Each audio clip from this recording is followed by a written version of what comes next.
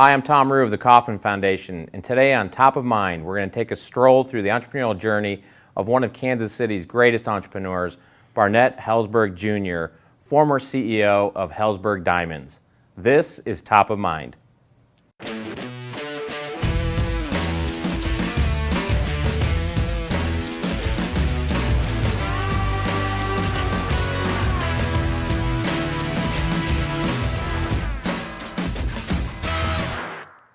Today on Top of Mind, I'm here with an icon of Kansas City, Barnett Helzberg, former CEO of Helzberg Diamond and founder of HEMP, the Helzberg Entrepreneurship Mentoring Program.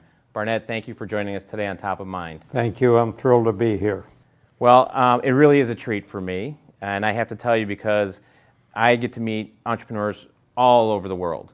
But the distinction you have, at least as it relates to me, is you're the only person I know that's ever sold a company to Warren Buffett. And, you know, that guy knows a thing or two about entrepreneurship and has some business savvy. So, you know, I have to laugh. When I first saw your book, what I learned before I sold to Warren Buffett, you know, for those of you who've ever had this book, the funny picture that I really enjoy is on the cover, there's a picture of Barnett. Now, is it you're taking his wallet? Yes. Okay, so you're taking the wallet from Warren Buffett, which really says something, doesn't it? What were you thinking? What were you trying to say with that? He has a great sense of humor, and we were shooting these pictures. And this one wasn't really for the book. He just said, I'm going to hand you my wallet. And, of course, that's the one they picked up for the cover of the book. So that was... Now, was it heavy? Like, could you hold on to it? It looks like it... Barely. Well, you know, kidding aside, I think to get started for the episode today, if you wouldn't mind, could you share just a little bit of the story of Helzberg Diamonds and, you know, how it is that you came to have that experience and eventually sell your company? Well, my grandfather started it in 1915, and I think I just figured out how he got enough money to start it. Someone gave me a book about Prohibition, and this is my theory. In the days of before Prohibition, if you had $200 and he was a Russian immigrant, you could start a saloon if you would agree with a beer company to only buy their brand forever. They'd pay for everything, silverware, the build out, everything. Really? And he didn't like being in that business. I think he saved his money and was able to go in the jewelry business. So that's how he transitioned. And he did that around 1915. Right. And then from there, was it local? Was it one store? It was Kansas City, Kansas, a 15-foot wooden front. About 3 years later, he had a stroke, and my dad, believe it or not, at age 15, took over the business. Wow. And loved it.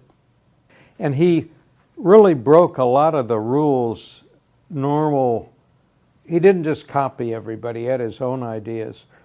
And really unique and quality ideas.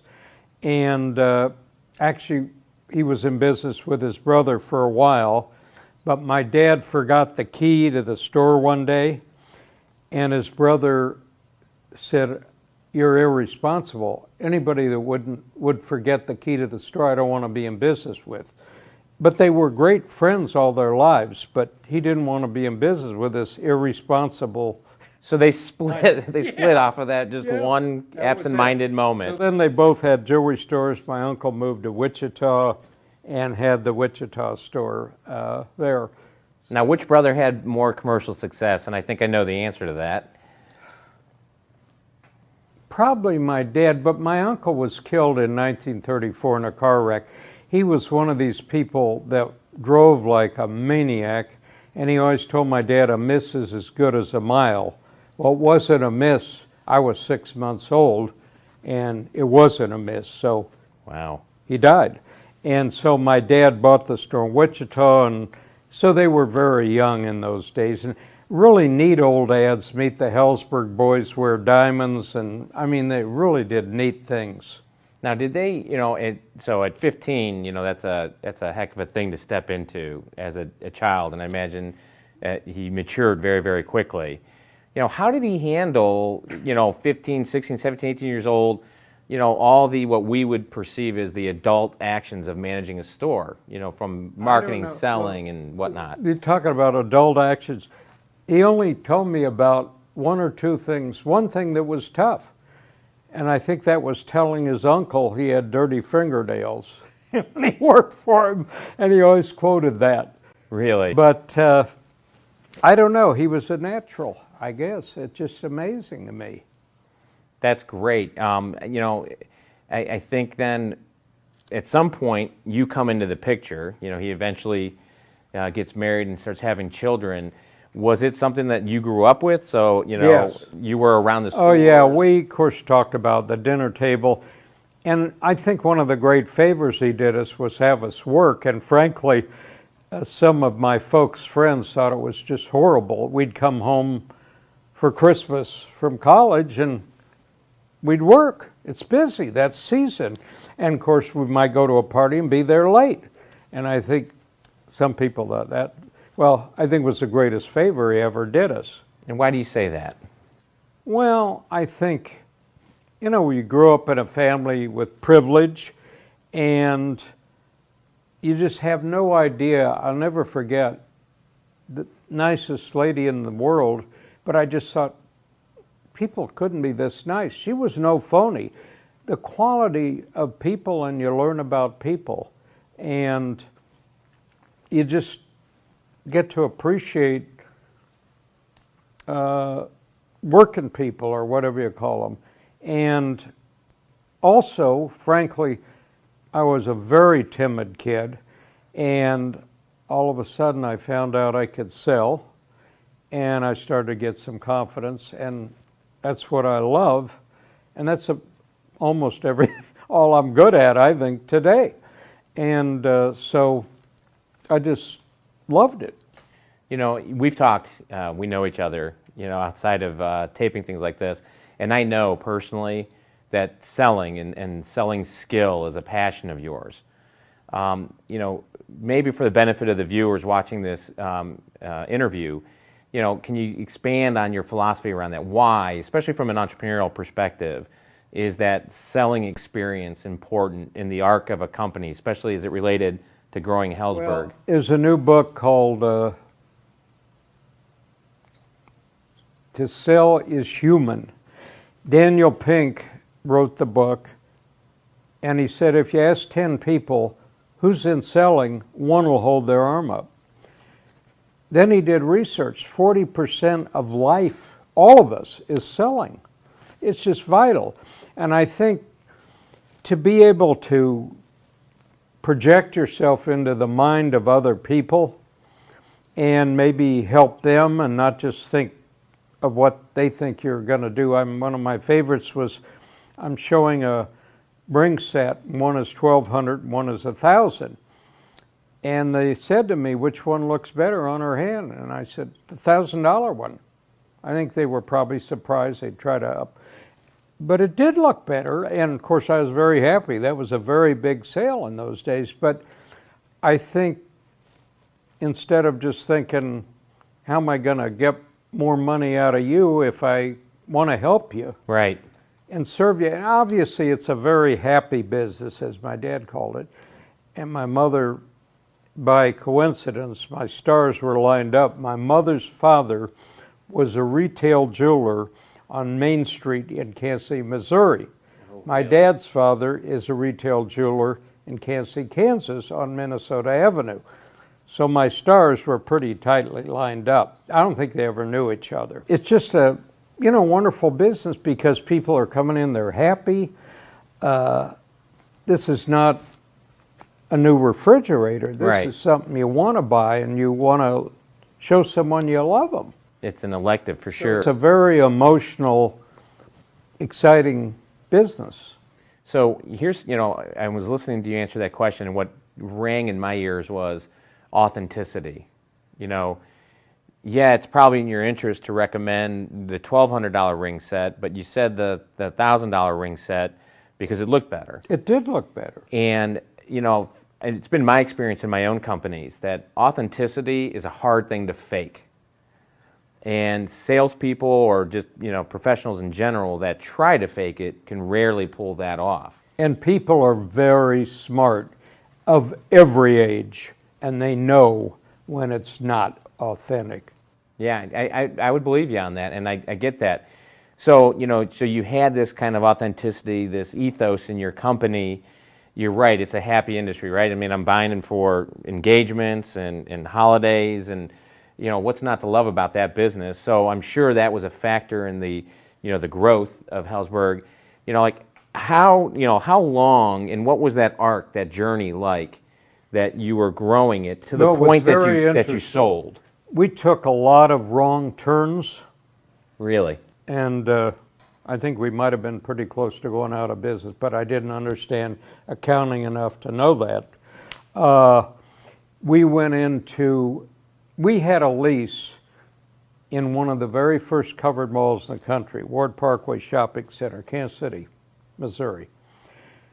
And we were so smart, we had a clause that if you don't build it in 2 years, we can walk away. And frankly, my dad was ill and the attitude wasn't.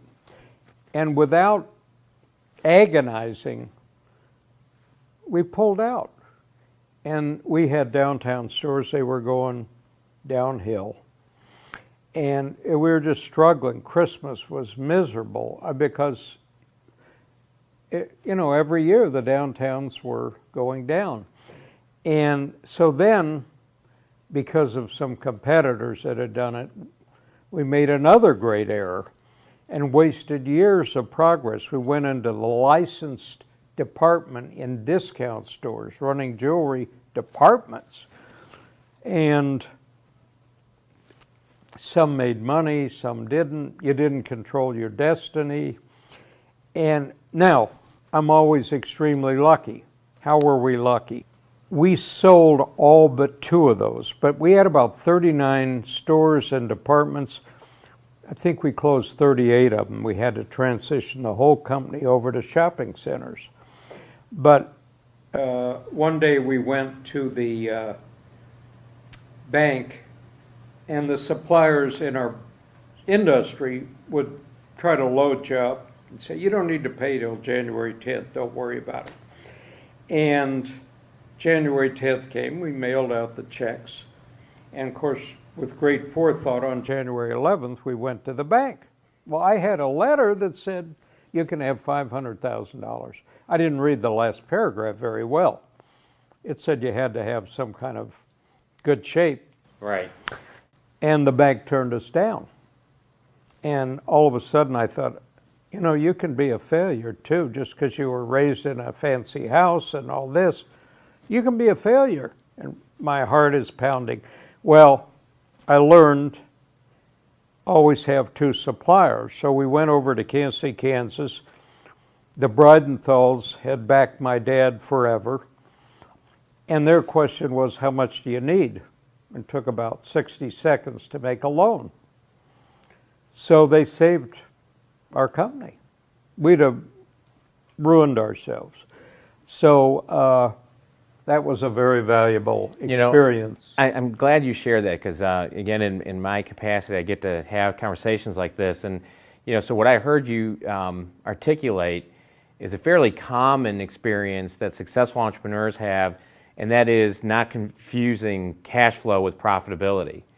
I bet at the time of January 10th, when you even shipped out the checks, probably on paper you were profitable, but if you can't cover the float, you got to close the doors. I'm not an accountant, but as far as I'm concerned, all that matters is cash. Create cash. That's the business, not profit.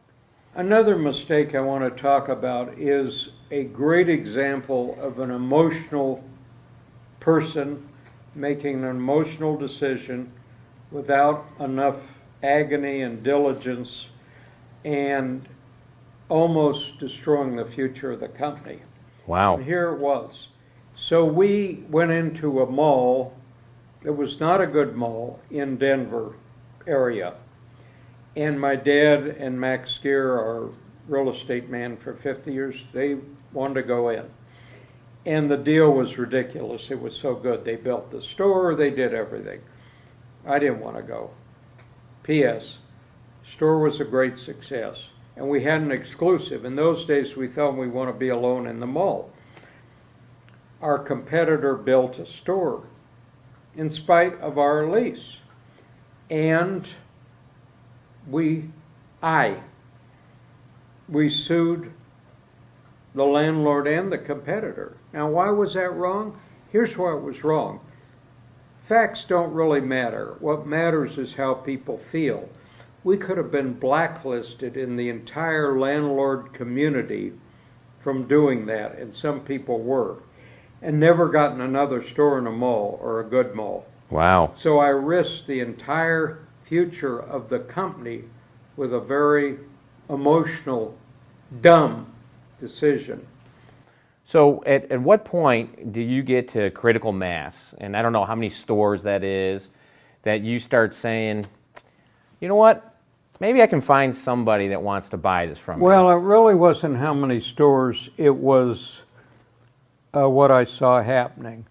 I saw myself getting lazy. I saw myself I find that hard to believe for the time not I've known living you. on airplanes like I had before, because between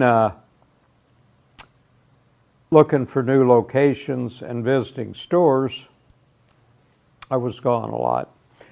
And frankly, what I saw happening in the future was tremendous escalating of real estate rents and a difference in the risk-reward ratios.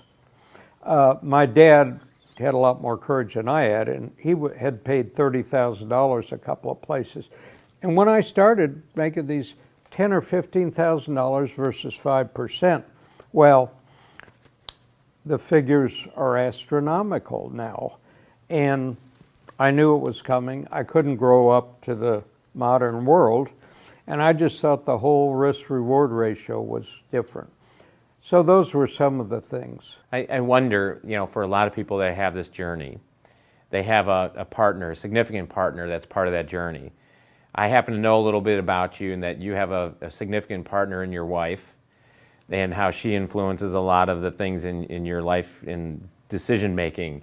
Was there a role there? I mean, I have to imagine she was. Truthfully, and I don't know what you'd say today, she wasn't happy about, she really had tremendous feelings, as I did, but the family business.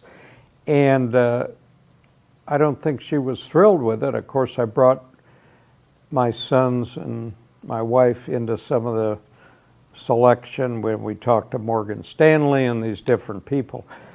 So I don't think I know she was not thrilled at that time, and Yet you still went ahead with that decision. yeah, I did, and I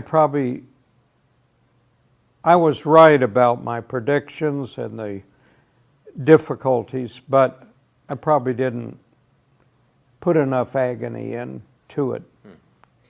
As I think of your life trajectory and the success that you had with Hellsberg Diamonds, and here we sit, in the Kauffman Foundation, the house that Mr. K built, who had a similarly successful rise, and the experience that he had, in entrepreneurship, afforded his intention to live out in the legacy of the foundation.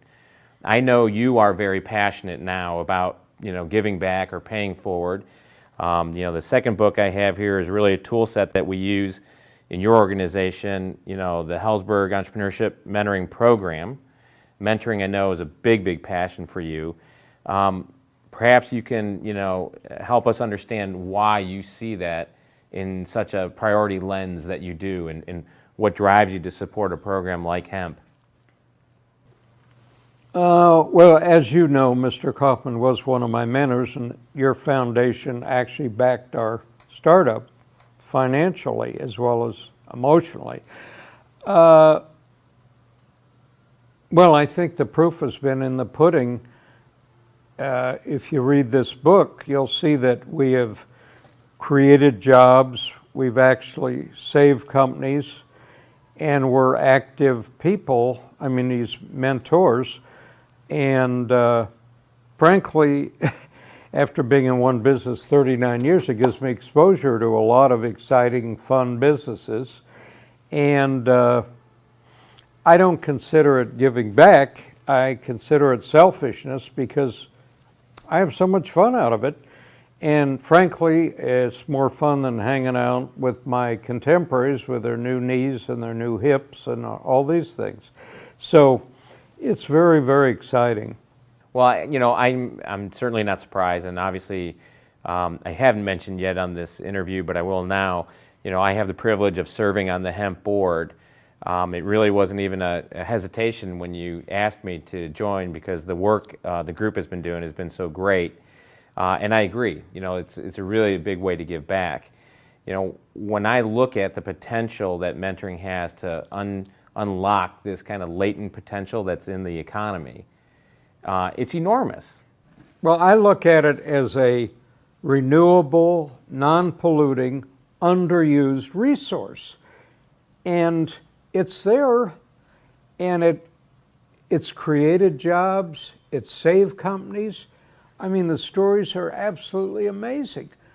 So it's just like it's there, and we need to use it. And there's a lot of people that are anxious to help. Here at the Kauffman Foundation, we're obviously very passionate about entrepreneurship. We study it, we promote it, we celebrate it. And I know you know this because you participate in some of the programs like 1 Million Cups that are here. So I have to think now, back when you were building the Helzberg empire, and maybe you didn't even consider the title of entrepreneur, but you certainly were, because long before the word was in common use, the concept, the people that were existed. How would you compare and contrast what the entrepreneurial environment was then to what you see it today? You just can't even compare it, because you have limitless resources and people to talk to and people to share the ups, the downs, and help you understand that it's not easy. They're going to have a lot of surprises. Failure is a big part of success, and I just think it's a wonderful time for entrepreneurs. Well, today on Top of Mind we had Barnett Helzberg, and Barnett, I just want to thank you again. What a great opportunity it's been to have you in the seat, so to speak.